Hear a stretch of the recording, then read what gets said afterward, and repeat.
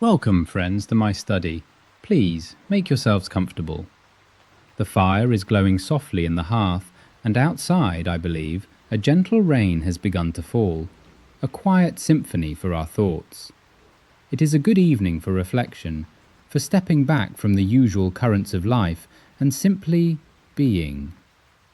Today, I wish to share some perspectives on a timeless truth, one echoed by the great Stoic philosophers, that a life examined is truly a life worth living. As we journey through our years, we gather experiences, joys, sorrows, and wisdom. But unless we pause, unless we consciously examine this rich tapestry, much of its profound beauty and enduring lessons can remain hidden, unappreciated. Let us explore three facets of this vital examination, drawing from the wellspring of Stoic thought. Firstly, to examine one's life is to cultivate deep, unflinching self-awareness. The Stoics, following Socrates, insisted upon the paramount importance of knowing oneself. This is not a superficial acquaintance, but a rigorous, honest appraisal of our character, our motivations, and our reactions. It requires us to hold up a mirror to our inner landscape and observe, without judgment initially, the patterns of our thoughts and emotions. Why do I react this way? What truly drives this decision? Where do my anxieties truly reside? Such introspection allows us to discern what is truly ours, our judgments, our desires, our actions, from what lies beyond our control. We begin to understand that much of our discontent springs from attaching our inner peace to external circumstances, to things like wealth, reputation, or even the approval of others, which are, by their very nature, volatile and fleeting. Through self-awareness, we begin to disentangle our authentic self from the myriad external influences that seek to define us. It is a process of refinement, of peeling back layers to reveal the steadfast core of our being, a core that, when understood, can weather any storm. This is the bedrock upon which genuine tranquility is built. Secondly, a life examined necessitates a clear discernment between what we can control and what we cannot. This is perhaps the foundational pillar of Stoic philosophy. Many of us, particularly as we accumulate a longer past, can find ourselves dwelling on what might have been, on decisions made or opportunities missed, on the actions of others that have shaped our path. The Stoics would gently, yet firmly, remind us that the past is immutable. It is no longer within our sphere of influence.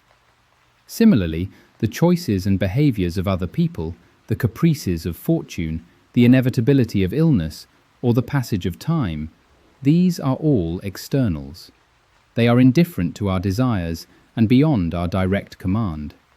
However, our response to these things, our judgments about them, our attitude towards them, these are entirely our own. To examine one's life from this perspective is liberating. It allows us to release the heavy burden of trying to control the uncontrollable, and instead to focus our precious energy and attention on what truly matters: our character, our virtues, our present actions, and our present moment. It is in this focused dedication to our inner citadel that we find our true power and our lasting peace. We learn to accept with grace what fate delivers and to act with purpose on what we can shape. Finally, examining one's life guides us towards living in accordance with virtue and purpose. Once we know ourselves, and once we understand the bounds of our control, the question naturally arises: how, then, ought we to live? For the Stoics, the answer lay in virtue, wisdom, justice, courage, and temperance. To live an examined life is to continually assess whether our actions, our words, and our very thoughts are aligned with these cardinal virtues. Are we acting wisely, considering the long-term consequences and the broader good? Are we acting justly, treating others with fairness and dignity?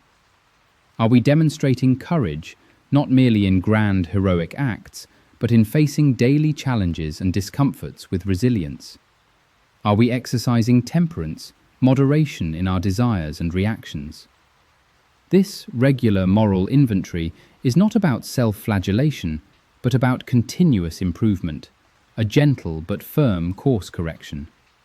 It is through this alignment with virtue that our life gains its deepest meaning, transcending the temporary satisfactions of pleasure or avoidance of pain.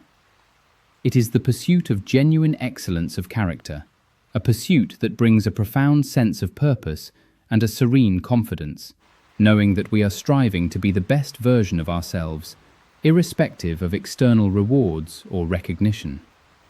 This is what truly makes a life, not just lived, but worth living. Now, I invite you to remain here for a while.